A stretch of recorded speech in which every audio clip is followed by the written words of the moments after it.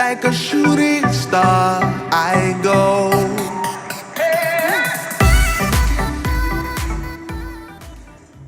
That's what happens when they make you cry and you're wearing lashes.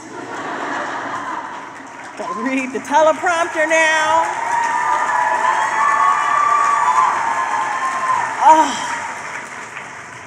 Thank you so very much. What an honor to receive the Gabrielle Giffords Rising Star Award and to actually get to hug Gabrielle Giffords.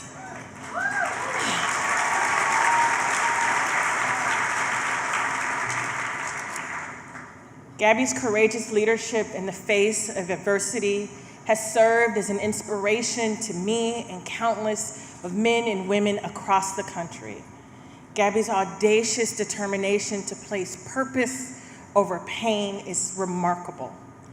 Thank you to Emily's List for this generous recognition. Thank you for your relentless pursuit to put women in elected office and the support that you provide them.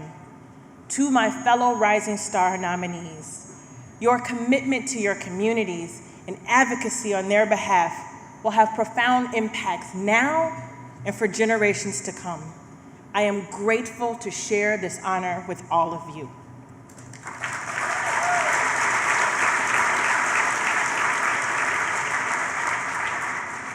Two weeks ago, on April 4th, I celebrated the 100-year anniversary of the birth of my grandmother, Myrtle Wilson. You can clap for that. She was the daughter of a sharecropper and a mother who passed away shortly after her birth. Myrtle migrated from the deep South in Arkansas to the promise of opportunity in the North in Chicago. There, she endured the indignities of Jim Crow, the subversiveness of redlining, and the oppression of segregation. While in Chicago, she raised 5 daughters alone, struggling to access quality health care, affordable housing, and fair and equitable wages. She carried the weight of being a Black woman during the Civil Rights era, fighting for the recognition of her humanity, all the while witnessing a government whose promise of equality was embedded in a document that, when drafted, didn't even consider her a full human. This is the woman who raised me. She stood alongside my teenage mother and guided me through a world that challenged our very existence. Like my grandmother, I grew up in concentrated poverty and racial segregation. The school and our public housing complex of Cabrini Green remained separate and unequal. My grandmother worked as a domestic and sold beauty products as a means to provide, despite wages that were inconsistent and unpredictable.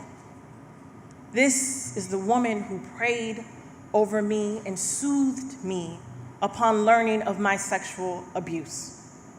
It was her who, despite her limited education in the South, that insisted that I deserved more. When I shared with her my childhood dream of becoming a lawyer, without hesitation, she decreed that it would be so.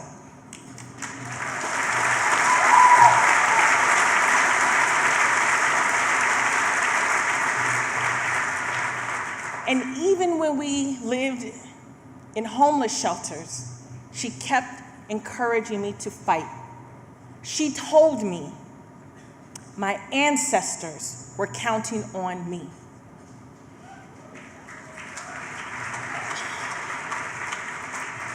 It was my mother who shared with me that she attempted to end a pregnancy by drinking turpentine. Through tears, she told me that my body was mine and that I owned the right to choose what was best for me.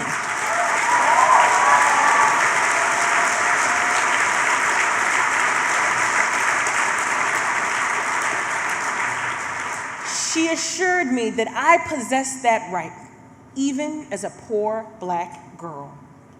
You see, I was indoctrinated in intersectional feminism and political advocacy from the moment I came into this world.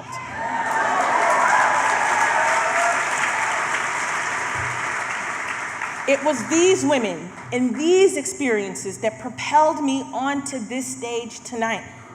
It is because of these women and their remarkable history that set my path not just to become a lawyer, but to become the first African-American woman to serve as the Cook County State's Attorney.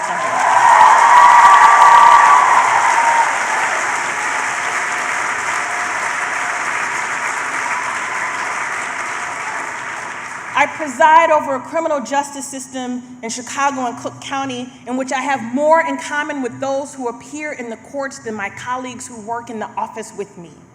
It is why I've spent my first year working on issues of criminal justice reform, from bail reform to wrongful convictions.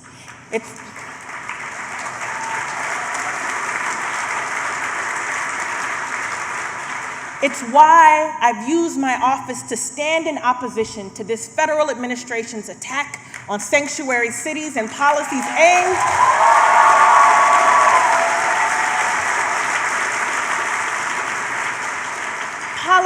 aimed to keep people in the shadows. It's why I've advocated for access to services and resources for the undocumented, for the poor, for the LGBTQ, and people of color.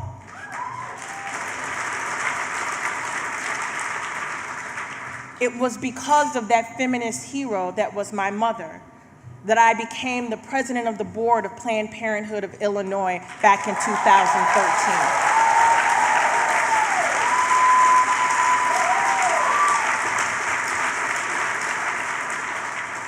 The fight for quality health care, affordable housing, and criminal justice reform, these are not new issues. The fact that women have been leading the fight on these issues also is not new. Our foremothers have been waging these battles from kitchen tables for centuries. The time to take the fight to the state houses, to the courthouses, and Congress has long begun. It is past time that we take not only our ideas, but our babies to the Senate floor. Congratulations.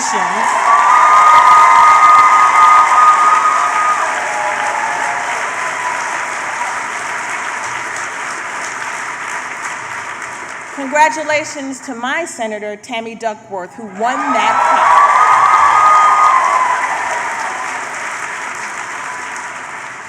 It's time that we recognize that we can no longer be patient. We must persist. And I close with the words of Maya Angelou, who shares the birthday of my grandmother Myrtle. And she has one of my favorite poems called Our Grandmothers. And in it she writes, I go forth alone, and I stand as 10,000. I share this with my ancestors, and I thank you so very much.